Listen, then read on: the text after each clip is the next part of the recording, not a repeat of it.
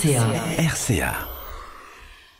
Bonjour et bienvenue Entreprendre, un nouvel épisode avec aujourd'hui un nouvel invité. Nous allons rentrer dans l'univers du son, du design sonore, un parcours étonnant à découvrir tout de suite dans Entreprendre. Bienvenue. J'ai le plaisir aujourd'hui de recevoir Jonathan Fayos. Bonjour. Bonjour. Alors on va parler son avec toi, design sonore, on va parler parcours, on va parler réseau également. On va commencer par te présenter. Qui es-tu, Jonathan ? Jonathan Fayos, alors je suis un jeune entrepreneur qui a fondé son agence qui s'appelle Note à part, une agence de marketing sonore. Alors on va revenir sur le parcours. Tu faisais partie d'un grand groupe de radio. Oui, tout à fait. À un moment, tu as quitté ce groupe, pourquoi ? Pour pouvoir mieux accompagner mes clients. C'était D'accord. une volonté un petit peu frustrée de ne pas pouvoir les accompagner là où je voulais. Il fallait que je me garde à la charte qu'il y avait à l'intérieur du groupe et voilà. Pour être plus libre dans mon travail, il fallait que j'aille jusque-là. Alors c'est quoi la patte Jonathan Fayos quand tu travailles un son, quand tu travailles une prod ? C'est le souci du détail. Ouais, c'est ça. C'est le souci du détail, c'est l'inspiration.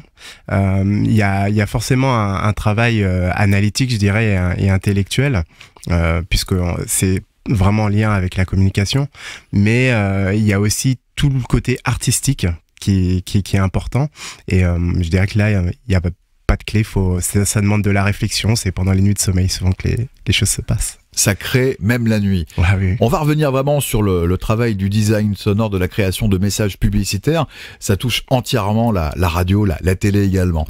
Moi, j'aimerais vraiment revenir sur le moment où tu t'es dit « je quitte ce groupe de médias ».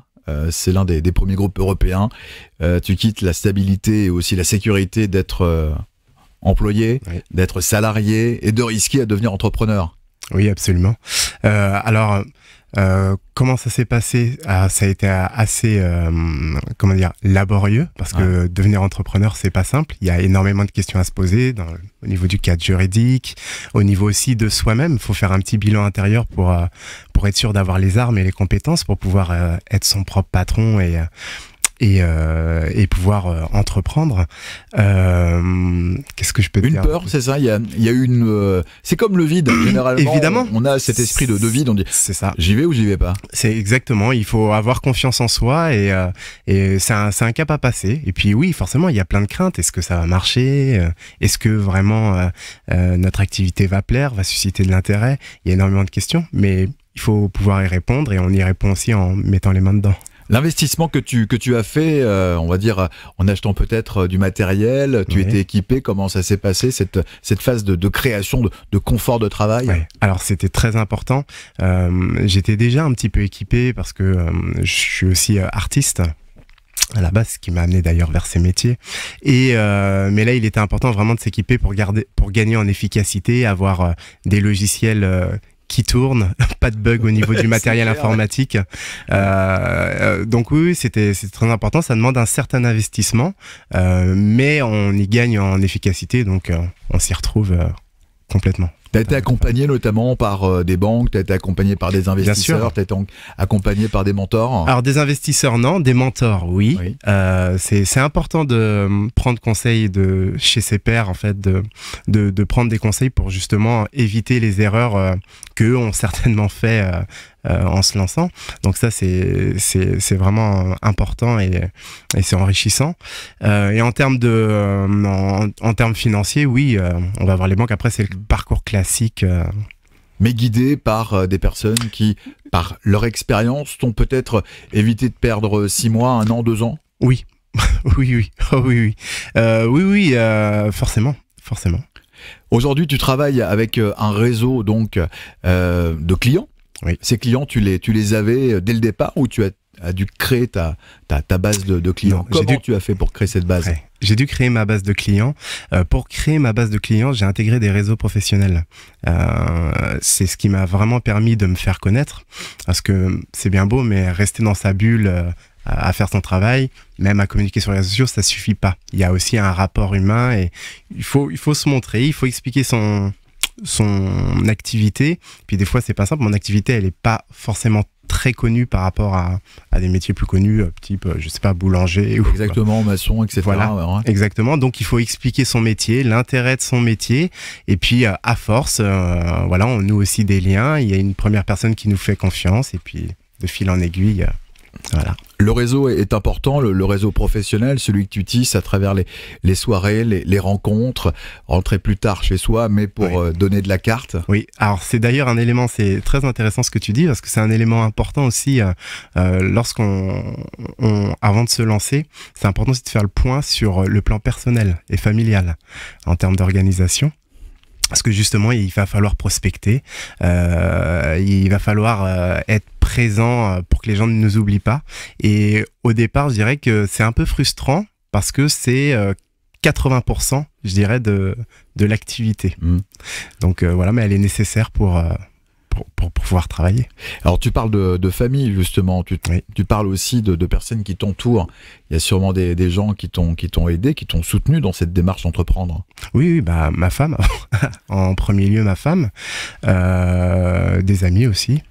Des amis, puis ensuite il y a un côté bienveillant aussi au niveau des réseaux.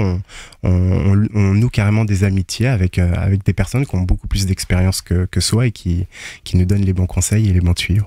Est-ce qu'aujourd'hui, le fait d'appartenir à un réseau est rassurant en tant qu'entrepreneur? Oui, ah oui, complètement.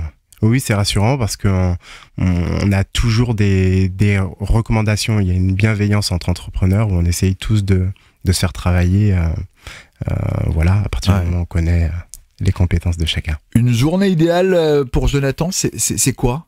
Une journée idéale? Et type? Alors, c'est deux choses différentes. Ah ouais, journée idéale et journée type. Alors, la journée idéale, ce serait de se lever le matin, d'avoir les commandes qui tombent toutes seules.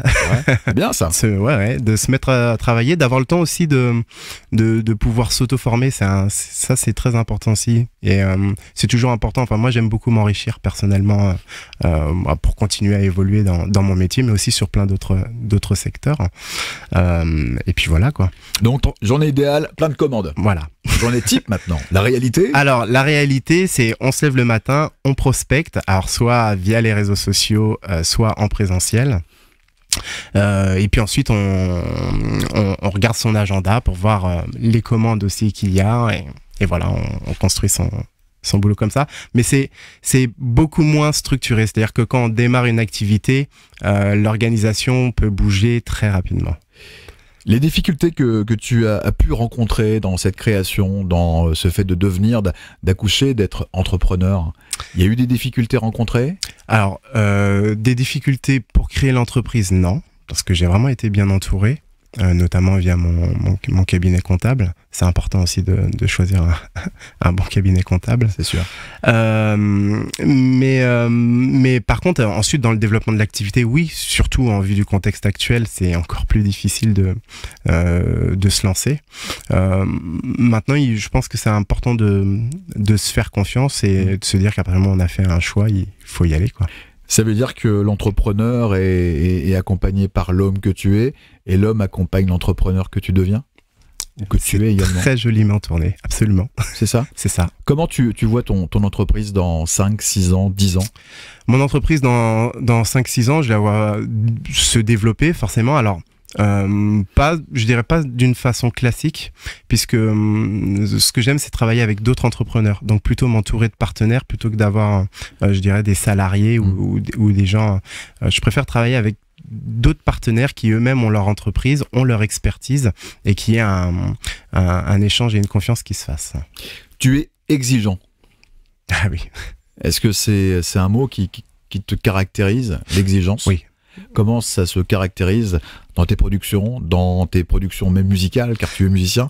Comment ça se concrétise dans tes projets? Exigence, c'est pas forcément une qualité.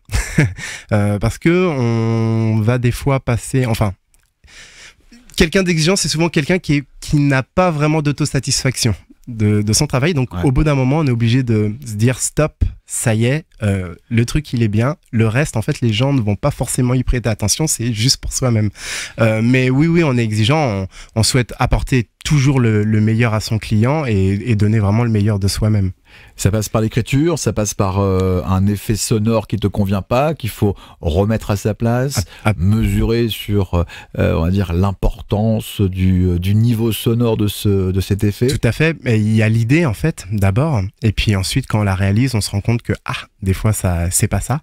Donc, ça demande à effectivement réajuster. Je dirais que le travail de création se fait bien plus, finalement, en amont et en laissant reposer le cerveau. C'est là que les bonnes idées nous viennent et qu'on trouve aussi les solutions, plutôt que lorsqu'on a le nez dedans. Quelques exemples, si tu souhaites répondre à cette question, et si tu me dis non, je comprendrai. Quelques clients avec qui tu bosses aujourd'hui pour donner quelques exemples, justement. Le dernier client en radio, c'est ITTech, qui est un opérateur téléphonique spécialisé pour les professionnels, pour qui on a fait une campagne avec 4 spots différents. Et on s'est bien amusé à le faire, on a pris beaucoup de plaisir et apparemment les résultats sont plus que concluants. Donc quand c'est comme ça, c'est super, on est satisfait. Tu travailles avec des comédiens que tu connais, vous travaillez à distance? Oui, alors comment ça fonctionne? J'ai tissé un gros réseau vis-à-vis des comédiens, notamment via l'entreprise pour laquelle je travaillais avant. Ouais. Et puis je l'ai développé aussi. Et puis les comédiens aussi recherchent du travail, donc on est très rapidement sollicité. Donc après on sélectionne en fonction de nos affinités. Maintenant au niveau de la façon de travailler, oui, ça se fait énormément à distance parce que la plupart des comédiens ont de quoi enregistrer chez eux et nous on s'occupe du montage derrière. On rappelle le nom de ton entreprise? Note à part. Note à part. Jonathan Fayos, aujourd'hui invité d'Entreprendre. On va terminer par 3 questions. Oui. C'est la première, la voici. Un conseil pour entreprendre. Un conseil pour entreprendre, le meilleur des conseils, pour moi, ce serait d'avoir confiance en soi. On va terminer par ces 2 questions maintenant. 2 mots pour symboliser l'homme que tu es. L'homme que je suis, je dirais positif, confiant et courageux. Et on va terminer par caractériser l'homme que tu es devenu, mais aussi, surtout maintenant, l'entrepreneur que tu es devenu, avec 2 mots. Maturité. Maturité. Et professionnalisme. Excellent. Merci beaucoup, Jonathan Fayos. Quel plaisir, pendant ces quelques minutes, découvrir le monde de la création sonore, du design sonore. Et on rappelle évidemment l'ensemble des réseaux sociaux, ton site internet pour retrouver tes créations et ton talent sur notamment Note à part. Note à part.